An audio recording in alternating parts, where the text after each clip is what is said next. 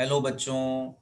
देखो बेटा, जो हमारा चैप्टर चल रहा है मैग्नेटिज्म वाला, इसमें हमने लास्ट क्लास में स्ट्रेट कंडक्टर के बारे में पढ़ लिया था और राइट हैंड थंब रूल भी पढ़ा। लो जरा एक बार ध्यान से देखो, स्ट्रेट कंडक्टर का मतलब क्या था। जैसे आपके पास कोई वायर है, उस वायर को आप सीधा रख लो, सीधा। जैसे मान लीजिए ये वायर है, इस वायर को आप स्ट्रेट खड़ा कर लो और हॉरिजॉन्टल कर लो या वर्टिकल कर लो, तो इसे हम कहते थे स्ट्रेट कंडक्टर। स्ट्रेट कंडक्टर बोलिए या फिर आप बोलिए wire, straight current carrying conductor या फिर वायर। अब जो हमारा आज का टॉपिक है इसी से रिलेटेड ही है, स्ट्रेट कंडक्टर से ही, बट हम इस वायर को ना गोल कर देंगे। मान लीजिए आपके पास ये स्ट्रेट कंडक्टर है, आपने इस स्ट्रेट कंडक्टर को ऐसे ना गोल कर दिया, इस वायर को ना गोल कर दिया। तो जब आप वायर को गोल कर दोगे तो इस तरह से सर्कल में दिखेगा, ये आपको ऐसे ऐसे दिखेगा। थोड़ी मेरी डायग्राम अच्छी है तो आपको बस आइडिया लग जाएगा, ये इस तरह से दिखेगा, है ना, इस तरह से दिखेगा। अब हमने क्या किया था, हमने स्ट्रेट कंडक्टर से करंट पास किया था। अब हमने वायर को ना गोल कर दिया, गोल कर दिया तो क्या बोलेंगे, सर्कुलर लूप। समझ में आया बेटा मैंने क्या बोला? एक बार फिर से सुनो ध्यान से मैं क्या कह रहा हूँ। हमने लास्ट क्लास में स्ट्रेट करंट कैरिंग कंडक्टर पढ़ा था, तो मैंने सिंपल स्ट्रेट वायर बना दी। आज हम क्या करने वाले हैं, इसी वायर को पकड़ के ना गोल कर देंगे, राउंड कर देंगे। जो ये स्ट्रेट वायर है ना, इसको पकड़ के गोल कर दो, तो गोल कर दोगे तो ऐसा बन जाएगा, या फिर ये ऐसा दिखेगा, गोल हो जाएगा तो ऐसा दिखेगा, या ऐसा दिखेगा जैसे मैं ये डायग्राम बना रहा हूँ। तो इससे इसे गोल को हम कह देते हैं सर्कुलर लूप। ठीक है, तो इसी पे बेस्ड आज हमारा टॉपिक है। टॉपिक का नाम है magnetic field lines due to current through a circular loop. हमारा लास्ट टॉपिक जो हमने किया था, magnetic field due to a straight current carrying conductor, तो एसटी शॉर्ट में लिखा है स्ट्रेट करंट कैरिंग कंडक्टर। आज का हमारा टॉपिक है कि हमने स्ट्रेट नहीं लेना वायर को, वायर को बेंड कर देना है, गोल कर देना है, सिंगल सिंगल लूप। वैसे तो बहुत सारे लूप लगाओगे, बहुत सारे पूरा पूरा गोल कर दोगे बहुत ज्यादा, तो वो सॉलिनॉइड बन जाएगा, उसकी डिस्कशन बाद में। तो अभी मैं ये बता रहा हूँ कि हमारे पास स्ट्रेट वायर थी, हमने स्ट्रेट वायर को गोल कर दिया, सिंगल रोटेशन कर दी, उसको ऐसे मोड़ दिया, हाथों से पकड़ के मोड़ दिया, तो ऐसा बन जाएगा। अब हम इससे करंट पास कर देंगे। सो देखो कैसे करेंगे करंट पास के लिए, तो डायग्राम्स मैं बनाता हूँ, फिर हम समझेंगे कि यहाँ से जब हम करंट पास करेंगे तो क्या होगा। सो देखो, तो जो हमारे पास वायर है ये वाली, इसकी मैं सी डायग्राम बना देता हूँ समझने के लिए। तो वायर को हम गोल कर देंगे ना, तो गोल कर देंगे तो हम इसे बोलेंगे सर्कुलर लूप। क्या बोलेंगे इस वायर को और इस कंडक्टर को, सर्कुलर लूप। सो इसको आप समझते जाइए, याद करते जाइए, सर्कुलर लूप। अब हम क्या करेंगे, हमने करंट पास करना है क्योंकि हमने मैग्नेटिक फील्ड करनी है। सो देखो हम क्या करेंगे, करंट कैसे पास करेंगे। एक कार्डबोर्ड लेंगे, कार्डबोर्ड हमेशा लेते हैं क्योंकि हमें देखना होता है मैग्नेटिक फील्ड कैसी बनेगी। कार्डबोर्ड लेंगे, कार्डबोर्ड पे इस तरह से आयरन फिलिंग्स को फेंक देंगे, आयरन फिलिंग्स को सजा देंगे या स्प्रेड कर देंगे, ऐसे आयरन फिलिंग्स को स्प्रेड कर देंगे। उसके बाद हम इसमें से वायर, जैसे यहाँ पे वायर हमने स्ट्रेट वायर पास की थी, सीधे सीधे स्ट्रेट वायर पास की थी ना, इसी तरह से हम यहाँ पे सर्कुलर वायर पास कर देंगे। हमारी जो सर्कुलर वायर है ऐसे, यहाँ पे दो होल करेंगे, एक होल यहाँ पे करेंगे, एक होल यहाँ पे करेंगे, और वायर को छेद करके इस वायर से इस तरह से ले जाएंगे। तो इसी तरह से ये वायर नीचे आएगी, देखो, है ना, थ्री डायमेंशनल व्यू बना रहा हूँ। ये वायर ऐसे ही नीचे आएगी, ऐसे ही नीचे आएगी ना, सर्कल की फॉर्म में ये वायर ऐसे ही नीचे आएगी। तो अब आपको आइडिया लग गया ना मैं कैसे बना रहा हूँ, मतलब मैं ये डायग्राम बनाना चाह रहा हूँ। देखो, आर यू गेटिंग मैं क्या बताना चाह रहा हूँ? Are you getting Prabhjot? हाँ जी। Yes sir. तो अब हम क्या करेंगे, अब हम इससे करंट पास कर देंगे। करंट पास कर दिया, सर्किट लगाया, सेल लगा दिया हमने, सेल लगा दो, बैटरी लगा दो, और हमने पास कर दिया करंट। जैसे ही हम करंट पास करेंगे तो करंट मूव होता है पॉजिटिव से नेगेटिव, ये करंट मूव होना शुरू हो जाएगा। इसे मैं रेड कलर से दिखा देता हूँ, ये करंट मूव होना शुरू हो गया, ये करंट मूव होना शुरू हो गया, करंट का सिंबल आई। जैसे ही करंट मूव होगा ना, तो जो ये आपने आयरन फिलिंग्स लगाई थी इसके चारों तरफ, ये आयरन फिलिंग्स इसके तरफ चारों तरफ ऐसे गोल गोल सर्कल बनाना शुरू कर देंगे, इसे गोल गोल सर्कल बनाना शुरू कर देंगे, और सेंटर तक आते आते ये सर्कल हमें बिल्कुल सीधे दिखेंगे, क्योंकि सर्कल बड़े हो जाएंगे तो सेंटर तक आते आते ये सर्कल हमें कैसे दिखेंगे, सीधे दिखेंगे। तो इस तरह से ये वायर है, वायर मैंने थोड़ी मोटी कर दी थी, इसको थोड़ी सी पतली कर देता हूँ तो जिससे आप इसे समझ पाएं। सो ये मैं वायर को थोड़ा पतला कर देता हूँ, ऐसे वायर ज़्यादा ही मोटी हो गई थी तो ये इस तरह से पतला कर दिया। वैसे आप सिंगल लाइन भी बना सकते हो, ठीक है, ये मैंने थोड़ा जानबूझ के मोटा बना दिया समझाने के लिए। तो हम जैसे ही करंट पास करेंगे तो हम देखेंगे कि करंट पास करते करते क्या हो गया कि जो हमारा ये था यहाँ पे आयरन फिलिंग्स थी, ये आयरन फिलिंग्स अपने आप को सर्कल की फॉर्म में अरेंज कर लेती हैं अराउंड द वायर। देखो मैंने यहाँ पे सर्कल दिखाए हैं, आप देख पा रहे हो सर्कल यहाँ पे, ये देखो ये सारे सर्कल। और सेंटर तक आते आते जो ये सर्कल है, सर्कल का साइज बड़ा हो जाएगा ना सेंटर तक आते आते, तो ये सेंटर तक आते आते जो ये सर्कल है हमें स्ट्रेट लाइन दिखेगा। एक्चुअल में स्ट्रेट नहीं होता, गोल होता है, बट सर्कल इतना बड़ा हो गया है कि हमें इतना पोर्शन स्ट्रेट दिखेगा। तो ये अब आपसे अगर मैं पूछूं यहाँ पे कि भाई जब मैंने स्ट्रेट कंडक्टर से करंट पास किया था तो मैग्नेटिक फील्ड कंसेंट्रिक सर्कल थी, अब मैंने इस वायर को गोल करके पास कर दिया तो अब कैसी है मैग्नेटिक फील्ड, कैसी दिख रही है अब ये मैग्नेटिक फील्ड कैसी दिख रही है बताइए, कैसे दिख रही है? कॉन्सेंट्रिक। अभी भी कंसेंट्रिक सर्कल की फॉर्म में दिख रही है ना। बट क्या फर्क है फिर, यहाँ पे क्या था कि यहाँ पे हम सिंगल सर्कल दिखाते थे, अब यहाँ पे हमें दो कंसेंट्रिक सर्कल दिखाने हैं, एक यहाँ से एक यहाँ से, ठीक है। अब यहाँ पे भी क्वेश्चन यही आता है कि हम यहाँ पे मैग्नेटिक फील्ड कैसे निकालेंगे। तो देखो ये भी सर्कुलर था मैग्नेटिक फील्ड, तो हमने राइट हैंड थंब रूल लगाया। हम यहाँ पर भी राइट हैंड थंब रूल लगाएंगे to see the direction of magnetic field. और कहाँ पे लगाएंगे, देखो मान लो इतना पोर्शन स्ट्रेट है, इसको यहाँ पे राइट हैंड थंब रूल लगा दो, यहाँ पे लगा दो, यहाँ पे लगा दो, यहाँ पे लगा दो, यहाँ पे लगा दो, यहाँ पे कहीं पे भी, मतलब अगर मैं इसको दिखाऊं आपकी इसकी डायग्राम की, ये सर्कुलर रूप है तो देखो यहाँ पे आपने, यहाँ पे करंट है, यहाँ पे राइट हैंड थंब रूल लगा दो, यहाँ पे करंट नीचे जा रहा है, ये करंट की डायरेक्शन है। देखो ये जो मैंने एरो बनाई है, ये एरो जो है हमारी, ये है हमारी करंट की direction. So this is I, this is I, this is I, direction of current.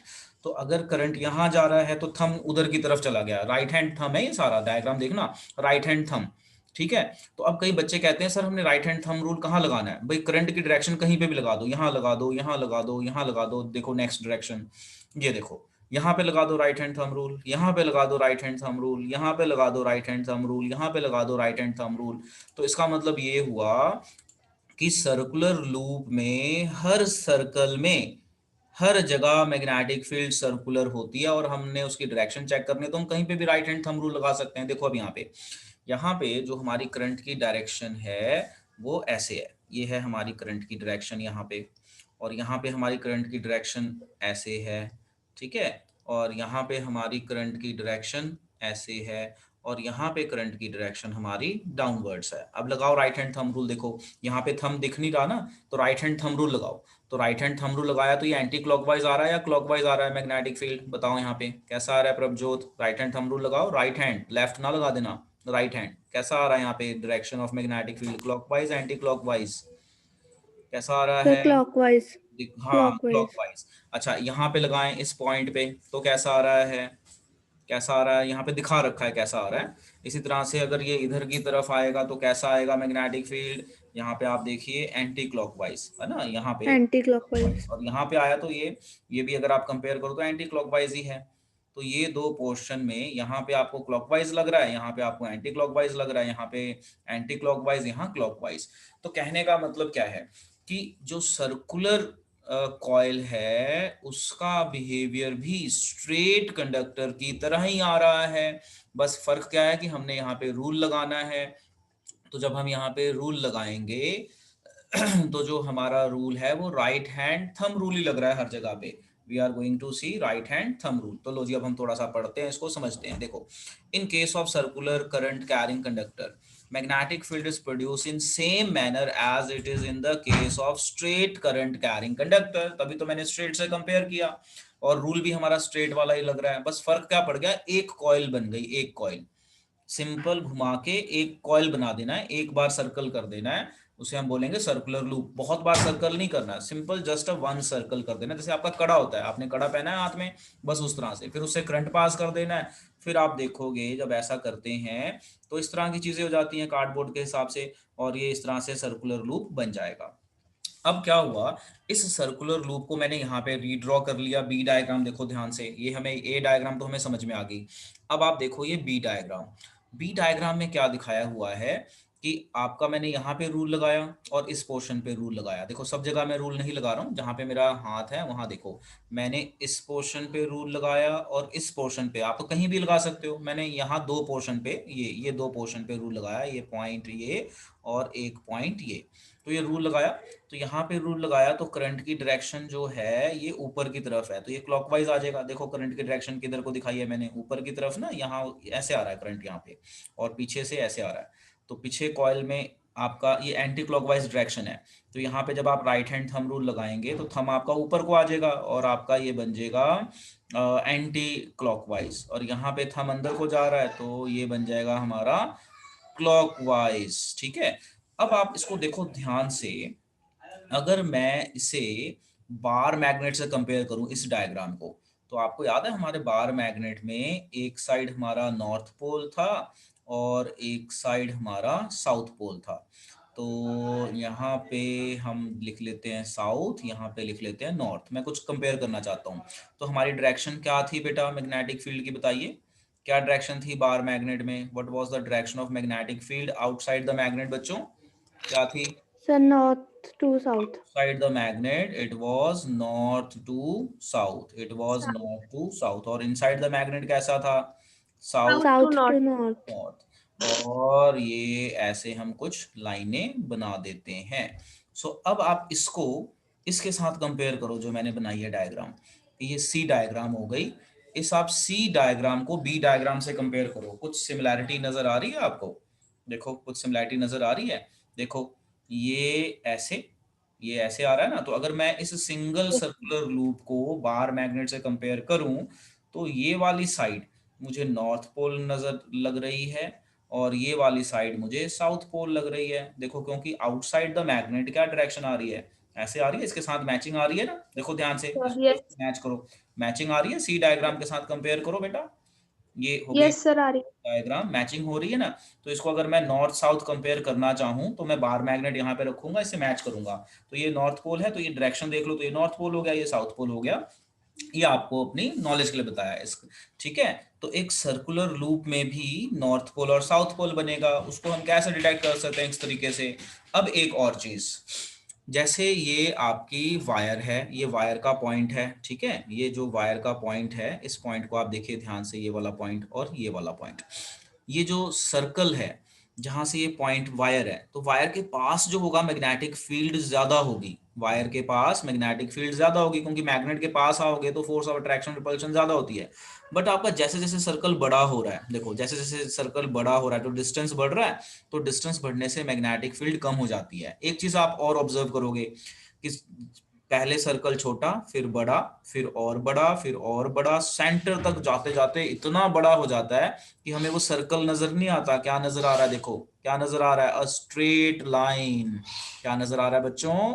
A straight line. एक लाइन। बार दोबारा सुनो, जब हम सर्कुलर लूप की स्टडी करते हैं, ये मैग्नेटिक फील्ड जो हमने यहाँ पे सर्कुलर कंसेंट्रिक दिखाया है, इसी की स्टडी कर रहे हैं। देखो तो शुरू में सर्कल, मतलब जो वायर के पास वाले सर्कल छोटे हैं, जैसे ही हम वायर से दूर जाएंगे तो सर्कल बड़े बड़े बड़े और बड़े हो जाएंगे, और सेंटर तक जाते जाते हमें कैसे दिखेंगे बेटा?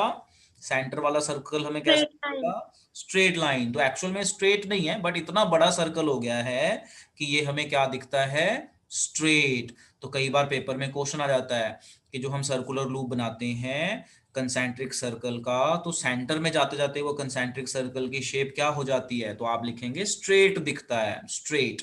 और इसकी मैग्नेटिक फील्ड आप ऐसे कंपेयर कर सकते हो डायरेक्शन नॉर्थ साउथ पोल्स वगैरह चेक करने के लिए, इस तरीके से।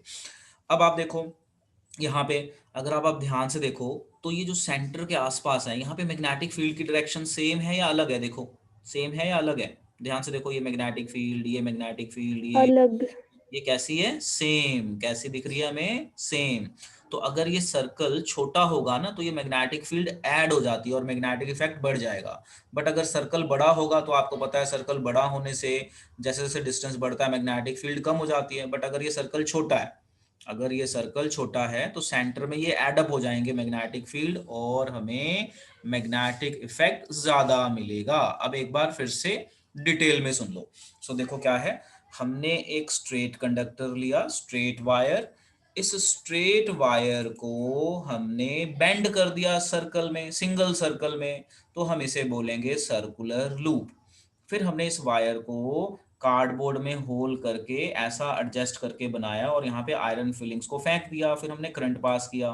जैसे ही हमने करंट पास किया तो हमने देखा जो पॉइंट ए है और जो पॉइंट बी है, let us see this is point A and this is point B. तो हमने देखा कि at point and at point B जो आयरन फिलिंग्स थे वो गोल गोल गोल गोल हो गए। तो हमने यहाँ पे चेक किया नेचर, तो हमें सर्कुलर नेचर दिख रहा है जैसा स्ट्रेट वायर में दिख रहा था। अब स्ट्रेट वायर में जैसा दिख रहा था वैसा ही है, बस ये वायर सर्कल की फॉर्म में कर दिया है। फिर हमने इस सर्कुलर लूप का जो मैग्नेटिक फील्ड है वहां पे राइट हैंड थंब रूल लगाया तो हमें डायरेक्शन मिल गई, क्योंकि बिल्कुल सिमिलर आ रहा है। और हमने इसी को सर्कुलर लूप को बार मैग्नेट से कंपेयर किया तो हमने नॉर्थ पोल और साउथ पोल भी डिटेक्ट कर ली कंपेयर करके। अब हमें यहाँ पे ये भी एक चीज पता चली कि वायर के पास वाले सर्कल छोटे होते हैं, जैसे जैसे हम वायर से दूर जाएंगे मतलब डिस्टेंस बढ़ाएंगे तो सर्कल बढ़ता जाएगा और सेंटर तक जाते जाते सर्कल इतना बड़ा हो जाएगा कि ये हमें स्ट्रेट नजर आता है, स्ट्रेट लाइन। बस ये इंफॉर्मेशन है, आपने ध्यान रखना है। अब इसी को हम पढ़ लेते हैं थ्योरी वाइज। सो देखो, in case of circular current carrying conductor, magnetic field lines would be in the form of concentric circle, would be in the form of concentric circle around every part of the periphery of conductor. So since the magnetic field lines tends to remain closer when near to the conductor, मतलब near the conductor magnetic field lines का effect ज्यादा आएगा, जैसे जैसे दूर जाएंगे distance बढ़ेगा तो उसका इफेक्ट कम हो जाता है। तो ये जनरल से इंफॉर्मेशन है जो आपको पता होनी चाहिए और राइट हैंड थंब रूल लगा के हमने ये निकाला है। अब देखो, यही सर्कुलर लूप को मैंने थोड़ा 3D व्यू में दिखाया। यही जो हमने बनाया सर्कुलर लूप, यहाँ पे हमने कड़े का यूज करके एक 3D व्यू देख लिया। तो 3D व्यू में हमने रूल लगाया, तो हम ये रूल कहीं पे भी लगा सकते हैं, यहाँ लगाइए, यहाँ लगाइए, अगली डायग्राम देखिए, चाहे ये चारों जगह लगा दीजिए, चाहे यहाँ लगा दीजिए जहाँ नहीं दिखाया। तो आपको ये मैंने आइडिया दिया है कि आप ये रूल कैसे लगाएंगे। बस राइट हैंड थंब रूल लगाना है। ये ध्यान रखना है कि जो थंब है वो करंट की डायरेक्शन में होना चाहिए। देखो ये थंब करंट की डायरेक्शन में, folding of finger direction of magnetic field. अब यहाँ देखो, यहाँ करंट बाहर को आ रहा है तो थंब करंट की डायरेक्शन में है और फोल्डिंग ऑफ फिंगर। यहाँ पे देखो थंब करंट की डायरेक्शन में, यहाँ पे फोल्डिंग ऑफ फिंगर्स।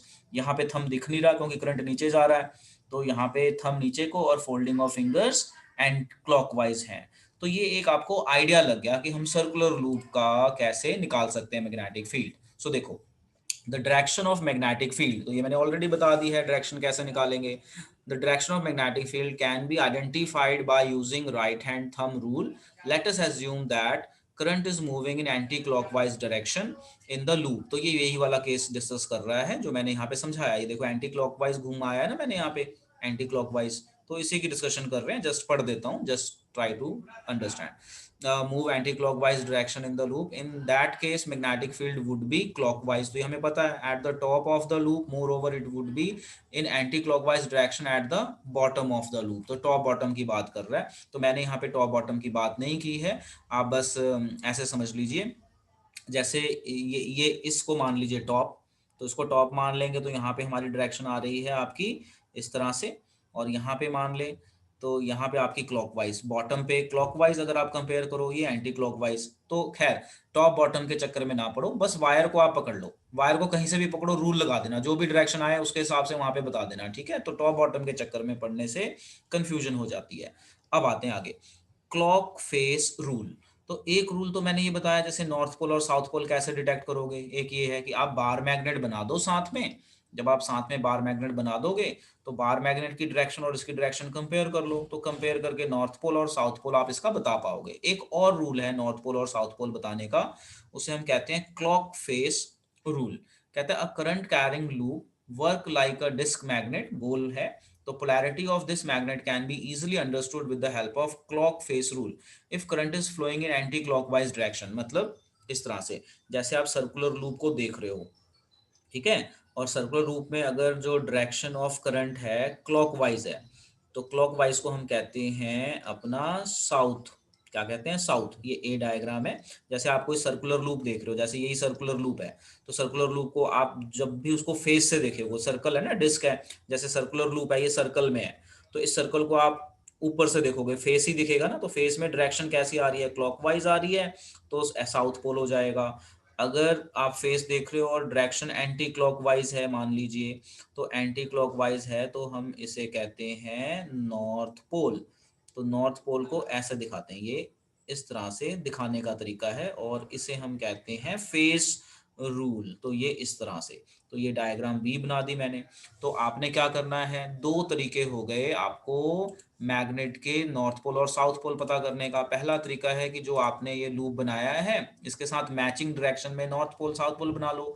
अगर ये डायरेक्शन उल्टी होती तो ये ऊपर को हो जाता नॉर्थ पोल, साउथ पोल नीचे को, तो ये हमें कंपेयर कर लेना है। और एक तरीका है कि आप ये देखो क्लॉकवाइज करंट घूम रहा है या एंटी क्लॉकवाइज, जैसे ये क्लॉकवाइज घूम रहा है, तो ये क्लॉकवाइज हो जाता है हमारा साउथ पोल, और एंटी क्लॉकवाइज हमारा हो जाता है नॉर्थ पोल। जो मैंने ये डायग्राम बनाई है, इसको जस्ट इसे कहते हैं फेस रूल, यानी फेस देख के करंट की डायरेक्शन कैसी है, अगर क्लॉकवाइज है तो साउथ, और अगर एंटी क्लॉकवाइज डायरेक्शन है तो नॉर्थ पोल, ऐसे भी बोल सकते हैं। ठीक है, आपने इस फेस से देखा, किसी ने बैक फेस से देखा। जैसे मान लो ये आपका कड़ा है, तो आप कड़े के फ्रंट फेस पे खड़े हो, एक पीछे खड़ा है, तो जो आगे खड़ा है उसको क्लॉकवाइज दिखेगा, यानी यहाँ पे साउथ पोल है। जो पीछे से देखेगा वो आपको एंटी क्लॉकवाइज देखेगा, यानी पीछे वाला हिस्सा नॉर्थ पोल है, क्योंकि मैग्नेट में दो चीजें होती है ना, साउथ एंड नॉर्थ। तो अगर इसका फ्रंट आपका नॉर्थ है, तो बैक क्या होगा, आपका साउथ पोल। जैसे मान लो एक बच्चा है, वो यहाँ खड़ा है, मान लीजिए ये फ्रंट है और ये बैक है। मान लीजिए यहाँ पे मैंने एक बच्चा खड़ा कर दिया और एक बच्चा यहाँ पे खड़ा कर दिया,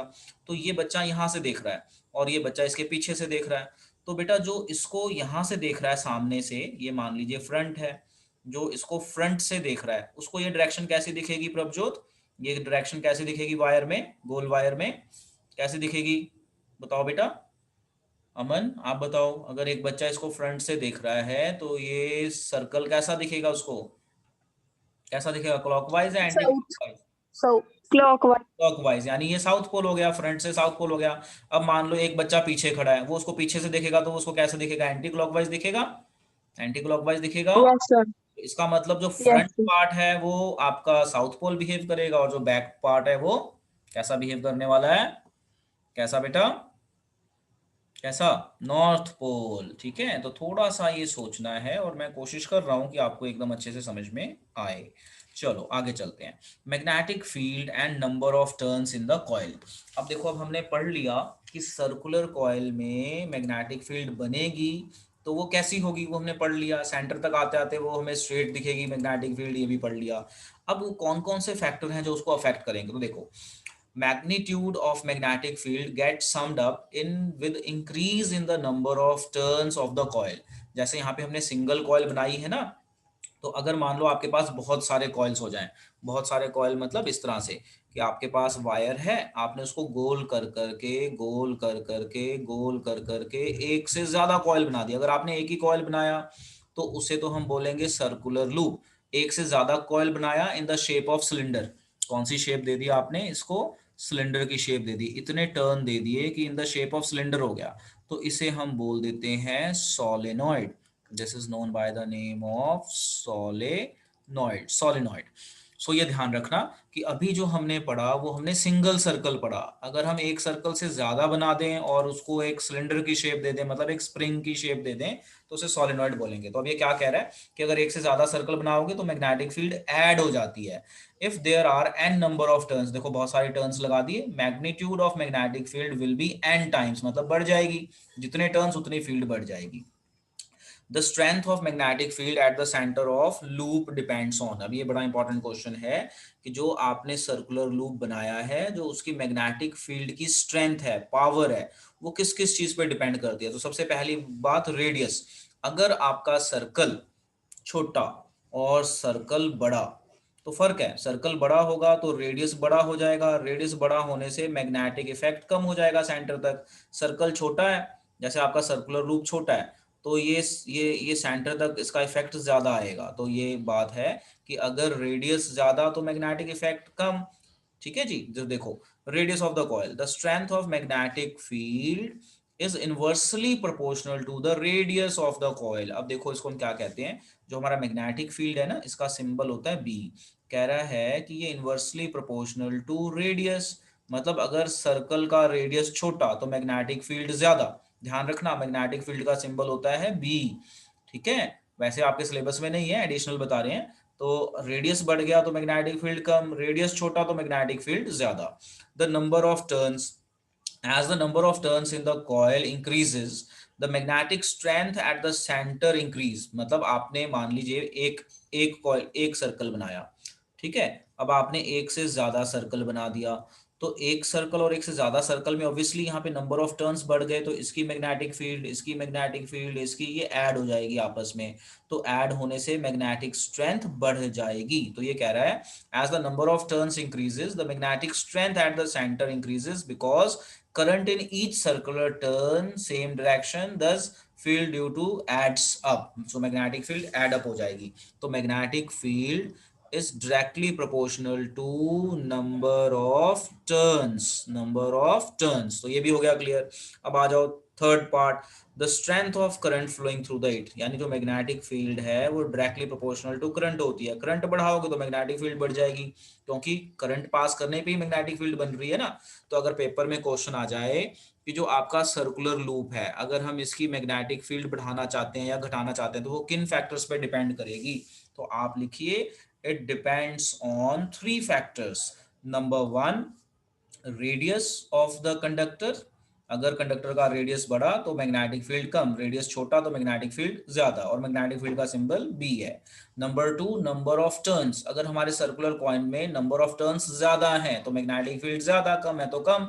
नंबर थ्री, जो सबसे इंपॉर्टेंट, जो करंट है, अगर हम करंट ज्यादा पास करेंगे तो ज्यादा मैग्नेटिक फील्ड होगी, करंट कम पास करेंगे तो मैग्नेटिक फील्ड कम होगी। So this is very very important, very important. अब आप लोग इसे नोट कर लीजिए।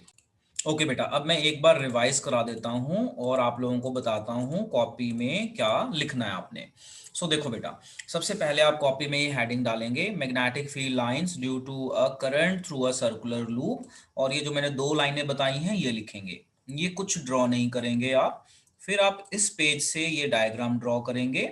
इस डायग्राम में दिखाया है कि जब हम करंट पास करते हैं तो जो आयरन फिलिंग्स हैं वो अपने आप को कंसेंट्रिक सर्कल की फॉर्म में अरेंज कर लेती हैं। और फिर इसको अलग से ये दिखा दिया, फिर हमने ये कंपेयर कर दिया, बस ये डायग्राम बनेगी। फिर उसके बाद ये कुछ नहीं लिखना, ये लिखने की जरूरत नहीं है, ये भी नहीं ड्रॉ करना, ये समझाने के लिए बताया था, ये भी समझाने के लिए। उसके बाद आप यहाँ से लिखेंगे, the direction of magnetic field can be identified by using right hand thumb rule. So उसके बाद राइट हैंड थंब रूल की डिटेल हो गई। फिर क्लॉक फेस रूल लिख लेंगे कि क्लॉक फेस रूल में क्या बताया है। जैसे आप मान लो कंडक्टर के सामने खड़े हो तो आपको ये क्लॉक एंटी क्लॉकवाइज दिख रहा है, तो ये साउथ हो गया। अगर कोई बंदा इसके पीछे खड़ा है, बस इसको भी ड्रॉ ही कर लेना है, यहाँ पे भी लिखने वाला कुछ है ही नहीं। तो एक पेज ये आ जाएगा, क्लॉक फेस रूल। फिर उसके बाद ये मेन है, ये लिखना है बस। इसमें क्या लिखना है, magnetic field and number of turns of the coil, कि यहाँ पे बताया हुआ है कि नंबर ऑफ टर्न्स के साथ मैग्नेटिक फील्ड पे क्या फर्क पड़ेगा। तो ये बताया कि अगर आप नंबर ऑफ टर्न्स बढ़ा दो तो सिंगल कॉइल, ये single coil, single single single, तो इन सबकी मैग्नेटिक फील्ड ऐड अप हो जाती है। और मैंने एक एडिशनल इन्फॉर्मेशन बताया, अगर ये इन द शेप ऑफ सिलेंडर आपने बना दिया तो इसे सोलेनॉइड बोल देते हैं। आपने सर्कुलर टर्न्स बनाए और एक स्प्रिंग की शेप आ गई, स्प्रिंग इज अ सिलेंडर, तो उसे हम सोलेनॉइड बोलेंगे। फिर ये बहुत इंपॉर्टेंट क्वेश्चन बनता है कि अगर हमारा जो सर्कुलर लूप है उसकी जो मैग्नेटिक फील्ड है वो किन किन चीजों पे डिपेंड करती है। तो हमने तीन चीजें बताई कि magnetic field inversely proportional to radius, अगर आपका सर्कुलर लूप बड़ा है तो उसकी मैग्नेटिक फील्ड सेंटर तक कम हो जाएगी।